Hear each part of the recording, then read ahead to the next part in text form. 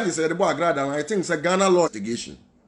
But one thing is no Konfo Agrada lawyers call honomo, but ya man bail. Me no kasa Agrada sa eda so police for so ye.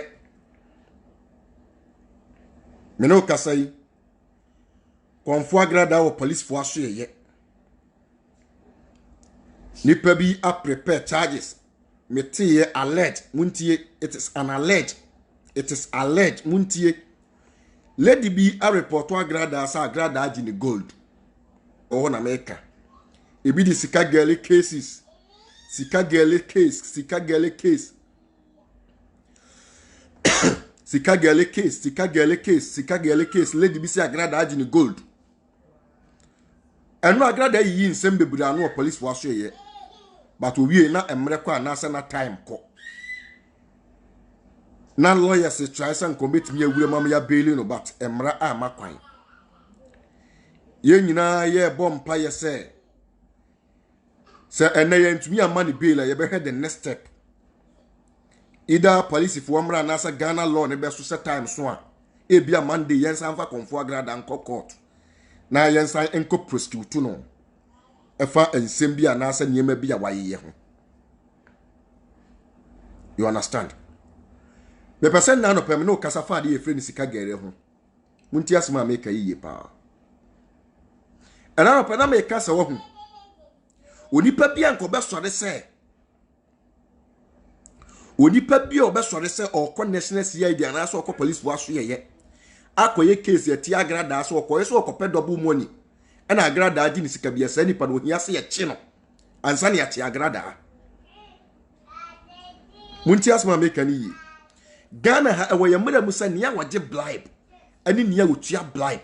Omu nyina punishment. The same punishment. Omu nyina kita the same punishment.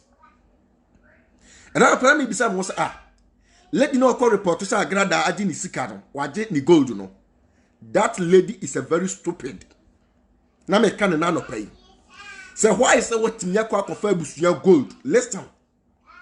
Gold na akofa ye busuya dia no peja e gold na anya wo hwe. Gold no anya wo hwe enku. Watimi asoa gold ni dese. E dia kwa akosduru okonfo aso ye so nkoye ho ade ye ma wo. Wajimi.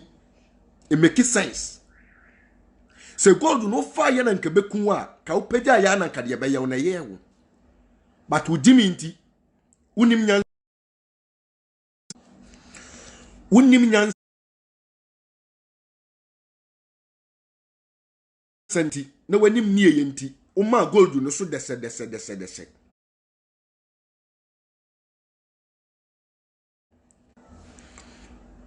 ma mo frem pamcho munyai ma mo frem munyai mesremo o ma gold no so dese ena ade ko ma Agrada me na me nyina ho ntimi ni adanse ye se ye no kure se ye no kure but wo jimi no yan kasa mfa Sika Girl ho obi asori na Sika Girl na mi bebisa question enyansafo na bete me question na mi bisa na se Konfo Agrada start na adwuma ni free hin fa yi abem no start ye Konfo Agrada start say or publish Sika Girl or promote Sika Girl which is 2010 or starting na advert no Royal TV sata no friend busum sika Royal TV for boa Konfo Agrada promote no bebrebe.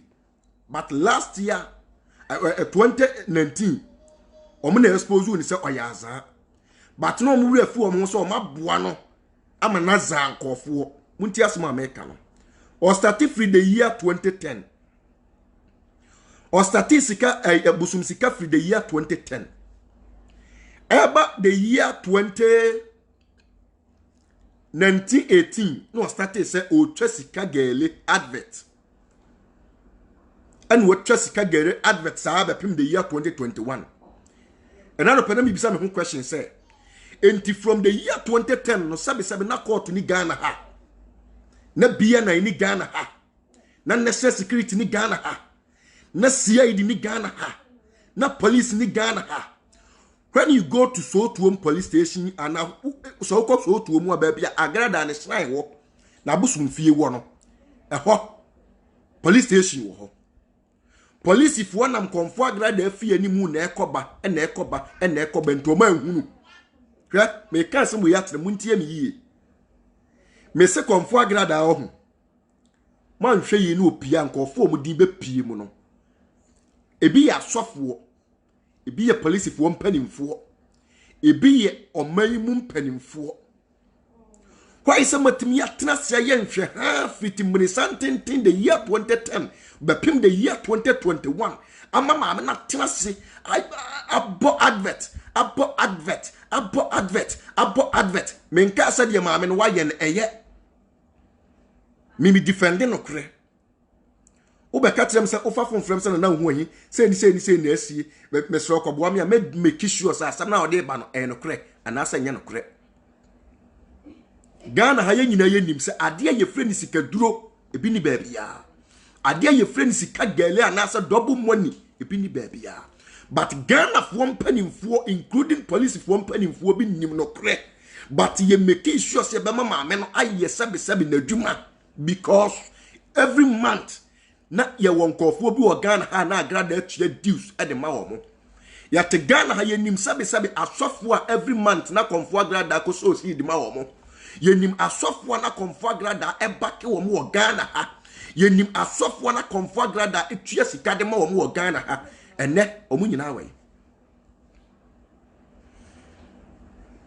munti asma American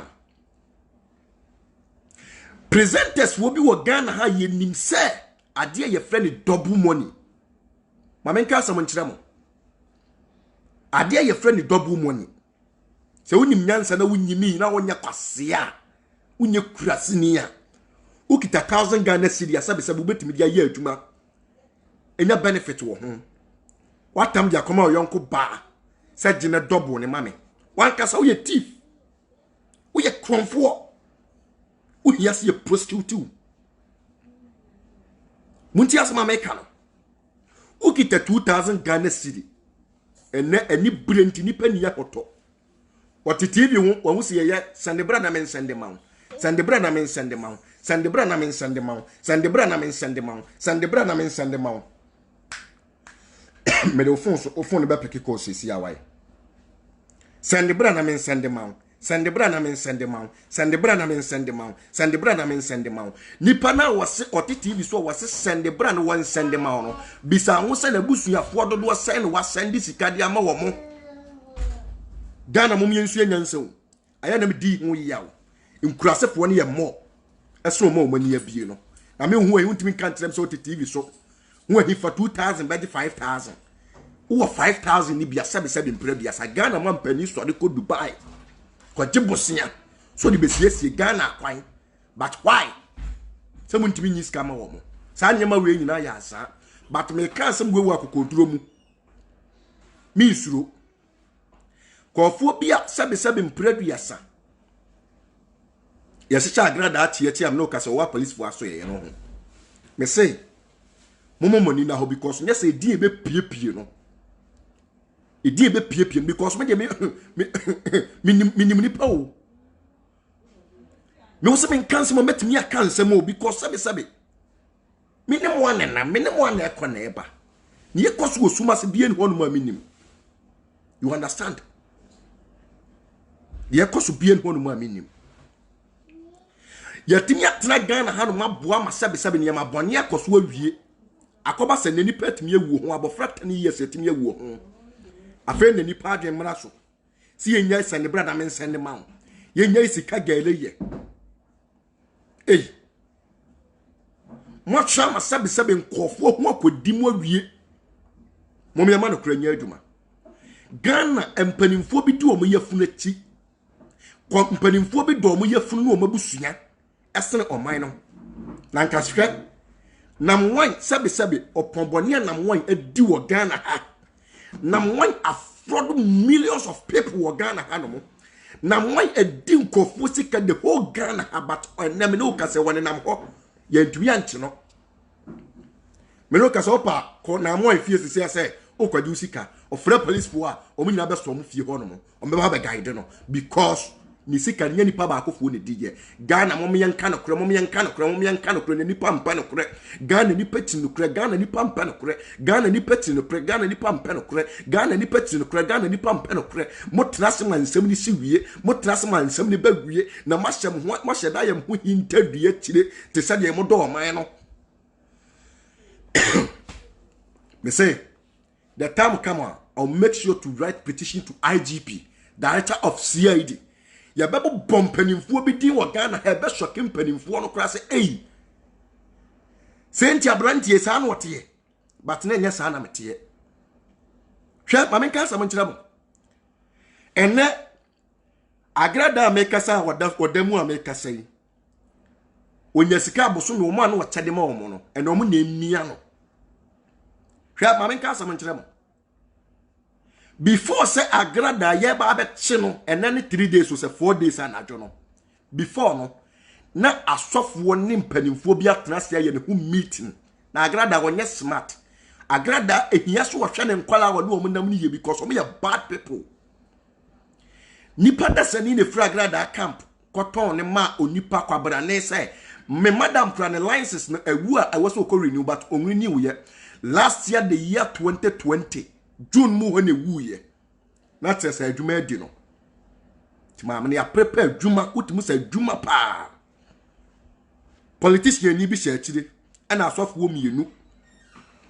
asofo mienu e wiase de nipa ubedua no ubetwa de obedua no ubetwa etegana ha apia bebreka mani hunu ya pai ne kromfo so na abrantie nya kromfo all because of sabi nipa no sha agrada achinti nipa na agrada eko amani nti nipa na agrada age ne ho ato nso nti but me kai sem we ato nipa bia wotiem no hwe me no matter how usika we claim say we Ghana hanom the time come usika ntimi save the time come usika nipa be reject the time come mra ne so wonsa mra ne be deal the time come mra ne be manipa hu nipa ban ya wo ye sika ntimi save nipa I am telling you today so when you sika na wo sika fa ya de papa emfa ni nkwase asem emfa nche mam kofuo bi ni se wunya asem a yen save wuni ya makew wunya asem a yen save wuni ya makew wunya asem a yen save wuni ya makew me say the time kama enkofo wutie usika de mo wo no omo na be mafia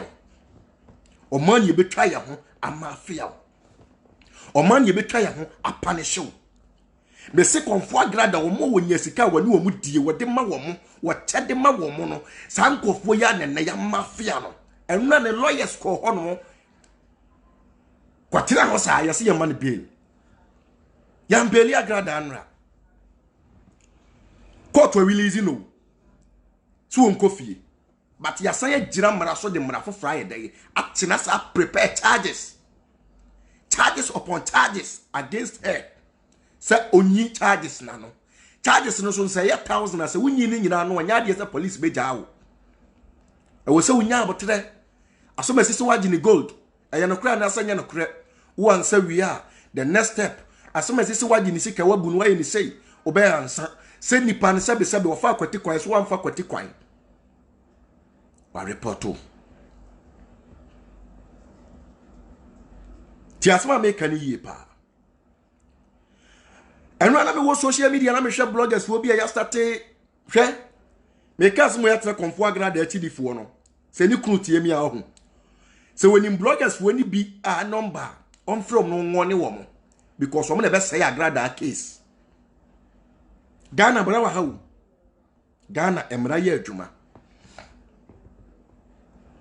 Ghana mra ye adwuma me se konfo agrada enkofo na deceive no ebi ya sofo mi se bi ya sofo before sa konfo agrada enkola ekwa akobo apia bebre ka akopae ne kromfo hwe video ne beta abonte na re ho sem ni nyina ya me fight ya manipa amafa ne se me wofa but last minute sa nipa ne fatie fra apia bebre ka ne sort things out na agrada aba beginam.